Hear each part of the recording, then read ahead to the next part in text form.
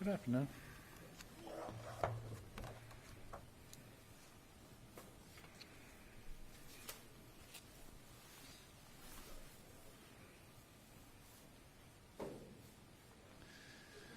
Good afternoon.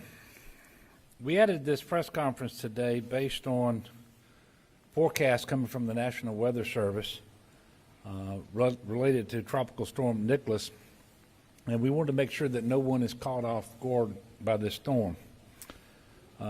As many of you may know, last night I did declare a state of emergency ahead of Tropical Storm Nicholas because of the threat of heavy rainfall and flash flooding that it could bring to South and Central Louisiana, and really all of South Louisiana. And these areas, as you all know, are very vulnerable because of ongoing recovery efforts that really continue for Laura and Delta in Southwest, Ida in the southeastern part of our state. Also, earlier today, I requested a pre-landfall disaster declaration. And if the President grants this declaration, it just allows us to move federal assets that we have in the state to respond to Ida to Southwest Louisiana in the event that we need to do that. Absent the declaration, don't really have the authority to engage those personnel and those assets in response to Nicholas. We want to make sure that we have that flexibility. Nicholas will likely be weakening into a depression as its center slowly moves into Louisiana early on Wednesday morning and will exit into southern Mississippi by Thursday morning. However, the track, the intensity are not yet certain with respect to Nicholas, and if it moves further to the east and it stays over water longer, it could intensify even more than is currently depicted on the graphics. Life-threatening flash flooding due to very heavy rainfall will be the primary concern, and that's Tuesday through Thursday, with rain totals of 6 to 10 inches across South Louisiana, and in isolated areas it could be much higher than that. And that's especially true if the forward speed of the storm slows down. Again, it recently picked up speed, but it was moving much slower earlier. Also has the potential to cause river flooding in southwest and in southeast Louisiana. One of the things that could exacerbate the threat of flooding are all the ditches and catch basins and storm drains and so forth, all these drainage systems that have debris from previous storms that hasn't yet been cleaned up, and that could enhance the threat for flash flooding. Isolated tornadoes are always possible with tropical systems, and the threat for tornadoes will primarily be on Wednesday and Thursday. And one of the things we have to guard against is dismissing the threat of this storm because it is not projected currently to reach hurricane strength before it makes landfall. A few things about this storm I want everyone to realize. As of right now, with this projected path, the right side, or typically the side where most of the rain falls, will be in Louisiana. Secondly, Hurricane Ida, long after it ceased being a hurricane, caused devastating flash flooding because of rainfall throughout New Jersey, Delaware, and New York. And I would only have to point back to 2016 here, and really May of this year as well, when we had unnamed storms that actually caused significant property damage and the need for some sheltering because of rain and flash flooding. And we certainly know from 2016 you don't have to even have a named storm in order to have very significant flooding. So because of the high amounts of rainfall, the threat of flash flooding, coupled with the fact that southwest Louisiana and southeast Louisiana are still recovering from multiple storms, I felt like the declaration of emergency was the prudent thing to do. and we're asking everyone across South Louisiana, and when we say South Louisiana, potentially heavy rainfall in Central Louisiana as well, as you can see from the graphics. But we're asking everyone to be mindful of the threats that are posed. It doesn't take much water to wash your car off the road. And after Hurricane Ida moved through, an individual perished while trying to drive across a flooded roadway in his vehicle. Floodwaters often hide other dangers as well. It could be electrical wires or sharp objects. And of course, the safe thing to do is stay out of floodwater. Remember, stay aware of the situation.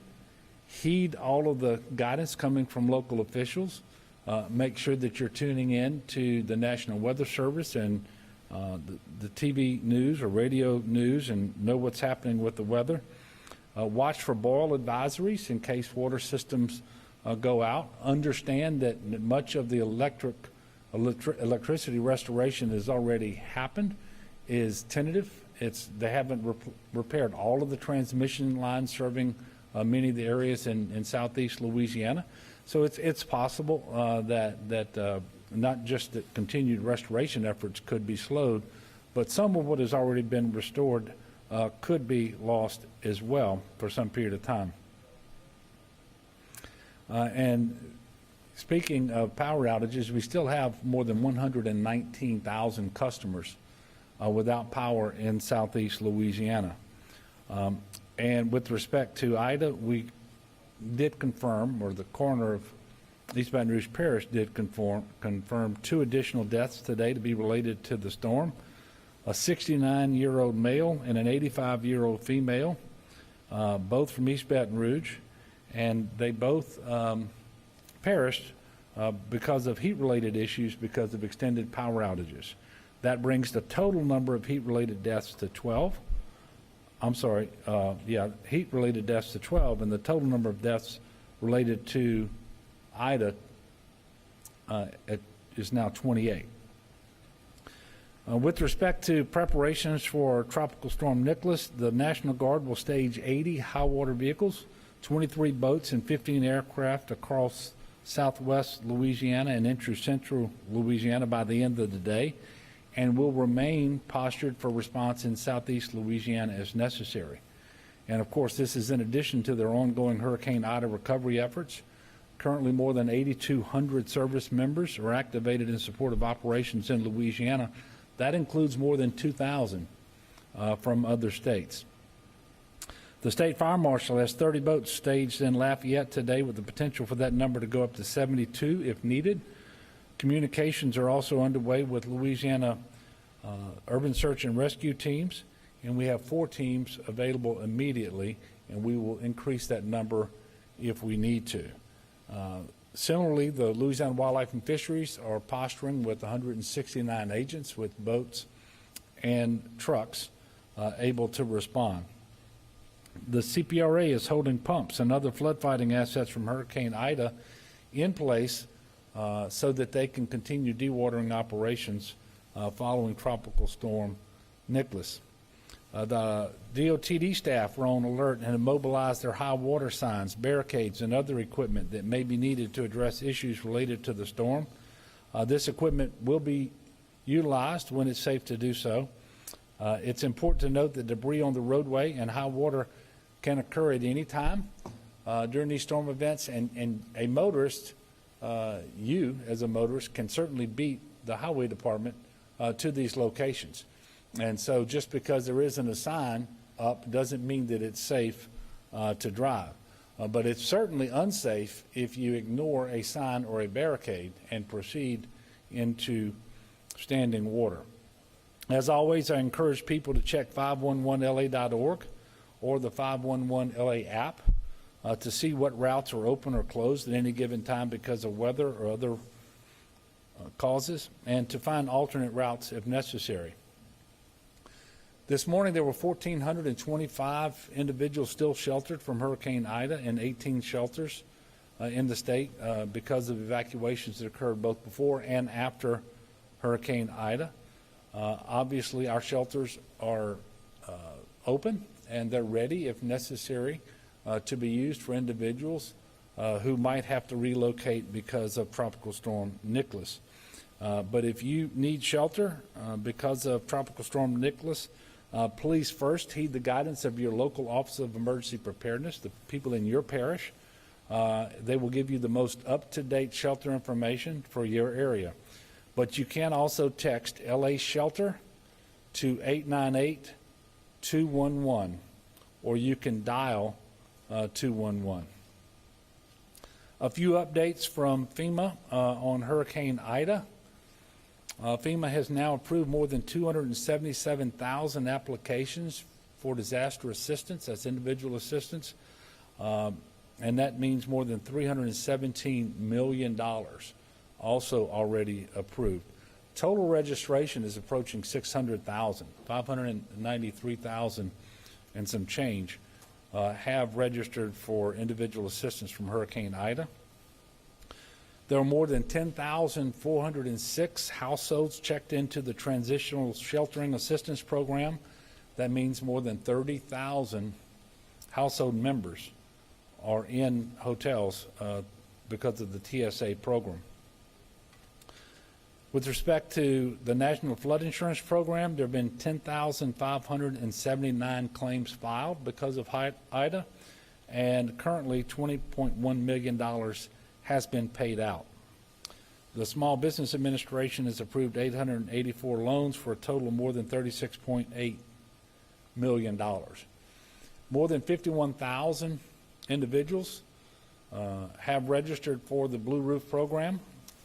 Those installations began last week, and as the program started to ramp up, I can tell you that more than 450 have been installed, and that number is going to increase, I think, rather dramatically over the coming days and weeks, of course, dependent upon the weather. If you still need to apply for a Blue Roof, you can do that online at blueroof.us, or you can call 888-ROOF-BLUE. That is 888-ROOF-BLUE. That's no E on the blue. The number there is 888-766-3258.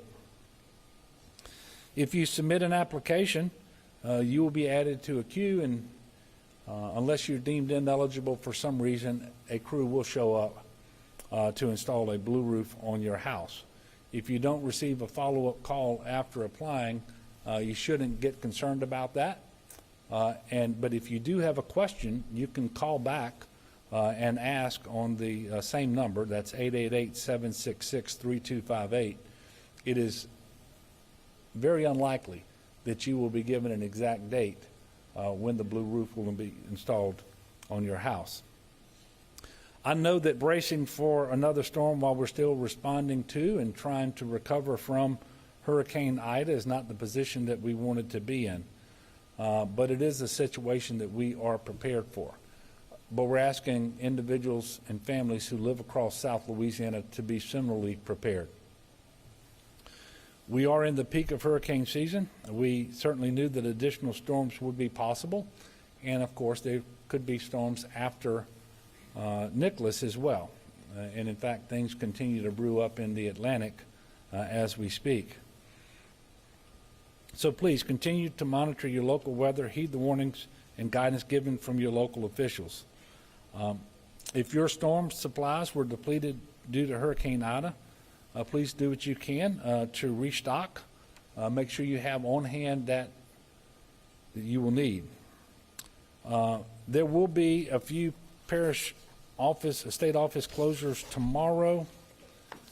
I think we just got those in from the Commissioner of Administration. So these are Southwest Louisiana office closures ahead of Tropical Storm Nicholas. There will be 16 in Southwest Louisiana. There'll be a total of 25 parishes with state office closures tomorrow. So tomorrow they'll close in Vernon, Rapides, Avoyelles, Beauregard, Allen, Evangeline, St. Landry, Calcasieu, Jefferson Davis, Acadia, Lafayette, St. Martin, Cameron, Vermilion, Iberia, and St. Mary. Just a few comments on COVID, and then we'll take a few questions. Obviously, all of our response to Ida and preparations for Nicholas come during the pandemic. Today, we did report 4,650 new cases on 67,172 tests. That's 3 days worth of reporting. So that's Saturday, Sunday, and today's numbers. The death total reported today is 64,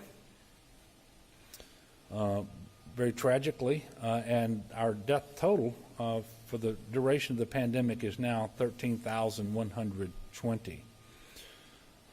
Hospitalizations currently are 1,631. That is down from Friday's number of 1,755. So anytime you have decreasing hospitalization, that is a good thing, but that 1,631 is still a very large number of individuals who are in the hospital. 297 of them are on ventilators, and that number is similarly down. It was 314 on Friday's report. I can report that 1.9 million people in Louisiana have completed their vaccination series, and I think 2 million have had at least one shot. I am not presently sure when the next press conference will be, but we will certainly let you know. You can see that I have with me some individuals. We have the Superintendent of State Police, Lamar Davis. We've got John Long, the Federal Coordinating Officer from FEMA here with Louisiana, Jim Wascom, who heads up GOSEP for us, and then Major General, sorry about that. He was promoted not too long ago. Major General Keith Waddell of the Louisiana National Guard, and they can take questions in addition to myself if you have any questions. Yes, sir. As you said, the state is still recovering from Ida. Are there resources that you're particularly concerned about having shortages of for responding to this problem? Not really. We continue to have a good flow of commodities into Louisiana. I'm talking about liters of water, MREs, tarps. We have ice that's available, and we have expedited resupply on the one commodity that we were running short of, and that was tarps. And so we're going to have more tarps coming in tonight, and we're going to redirect some that we already have on hand so that they're available to go to Southwest Louisiana if necessary.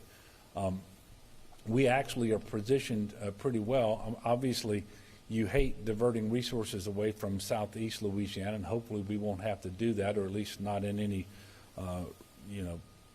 big way, because we're still needing to address concerns down there. Those 119,000 customers without power are concentrated now in a relatively few parishes, and they still need an awful lot of assistance in terms of fuel and ice and food and water and so forth.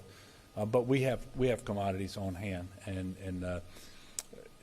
one of the things that we're very blessed is we actually have a lot of assistance coming from other states. I told you about the more than 2,000 soldiers from other states' National Guards. That gives us some more flexibility than we would otherwise have to prepare for and respond to Nicholas. But we also have sheriff's deputies and state troopers from other from other states as well. So all of that is very helpful. Yes, sir. Could you address some of the concerns around shelter and Carabin and Lafourche? Saying folks are sitting in their cars or they don't have anywhere to go. How are you responding to that issue? Well, we have made available shelters at the state level, and there are shelters with parishes. We've also turned on transitional sheltering assistance, and as I told you, there are more than 30,000 individuals who are taking advantage of that by being able to stay in the hotel. We actually have 1,700 and something rooms in New Orleans hotels that are available for TSA right now. So we would encourage individuals to take advantage of these opportunities that are there today. And obviously we're going to be working towards more permanent housing solutions going forward, but that's going to take some time to mobilize the resources, get the appropriations necessary and so forth in order to hopefully engage in a very robust CDBG disaster recovery program. But we have assets that are available. So we encourage people to contact our Office of Emergency Preparedness to find out where their shelters are. They can call 211 or access the sheltering information that we gave you before, and they should take advantage of the TSA program. Again, there are hotels, and I think what happened is we've seen the electricity restored to areas in New Orleans. Hotel rooms have opened up, and the last number I got this morning was 1,700 and something rooms in New Orleans that are available right now for those individuals. Anything else? Well, look, I thank you for continuing to. Oh, I'm sorry.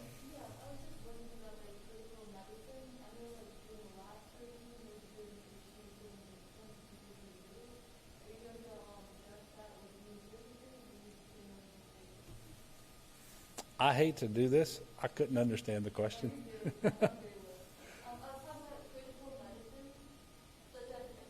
Oh, critical medicine such as insulin, and the question is.